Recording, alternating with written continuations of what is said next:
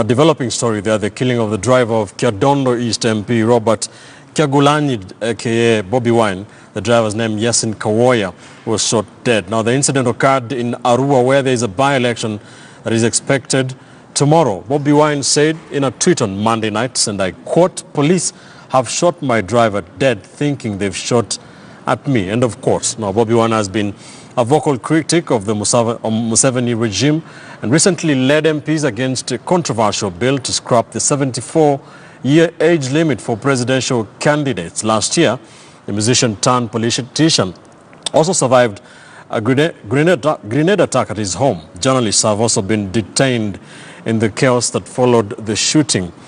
Joseph Sabiti, a journalist with our partners in Uganda, NBS, is now joining us live via the phone from Kampala, Uganda, with more on this. Joseph, good afternoon.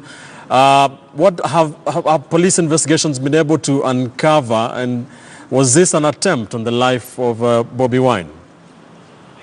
Well, police has not given any conclusive report in regard to what exactly happened. A couple of minutes ago, the Deputy Secretary General of the ruling party, the National Resistance Movement Party, came out to address the media, and he was insisting what happened was an attempt on the life of the president. Now, they claim the procession that had Bobi Wine and the candidate he was supporting and their supporters actually attempted to injure the president. Now, the senior presidential press secretary has as well released pictures of what they claim is what happened to the president's car, depicting that it was actually stoned from the rear. Again, the pictures have sparked off a lot of debate on social media, with a lot of people pointing out that it could have been photoshopped to suit a certain scenario. And so what we also gather this morning is that Bobi Wine was arrested by the military from the hotel where he was hiding. He had survived arrest from yesterday night until this morning. He was taken in and is actually being detained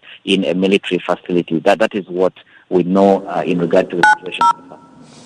All right, and Joseph, we understand that some journalists have been detained. What is that about?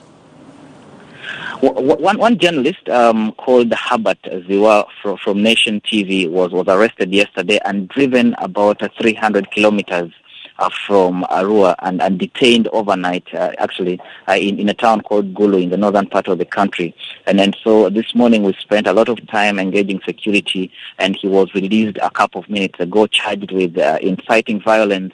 He was arrested as he was doing a live link at the scene where the military actually moved in to try to arrest Kyagulanyi. And we also know that yesterday security personnel searched hotel rooms of 3 journalists looking for footage that they wanted to delete. This morning, our colleagues at NBS, Julius Vakabagi and Benson Ongom, actually had to flee after the elite force, the one in charge of the president's security, the Special Forces Command, attempted to arrest them. As we speak now, our camera and our live view is actually in the hands of the elite force. We haven't been able to locate our equipment that was confiscated. And so it appears that the journalists are being intentionally targeted by security agencies to try to stop the broadcast of the events that are happening. And one of the officers actually cocked his gun at one of my colleagues this morning. And then so we have registered our protest with the leadership of the army.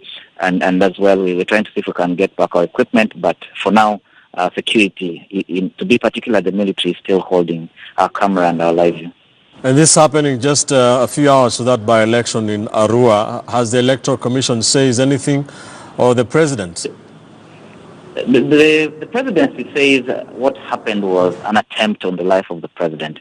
Now, the Electoral Commission was holding a meeting this morning to decide whether to proceed with the election or not, and it appears the election will go ahead tomorrow, but one of the candidates is actually still in police custody. You know, a number of members of parliament who had come to support him were arrested and driven 300 kilometers from this town where I am, and they are still in police custody.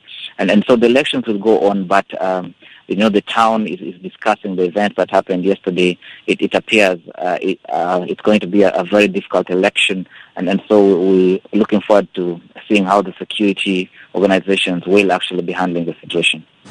Thank you, Joseph. Joseph Sabiti, reporter with NBS in Uganda, our partner station in Uganda, with more on that developing story there. Now,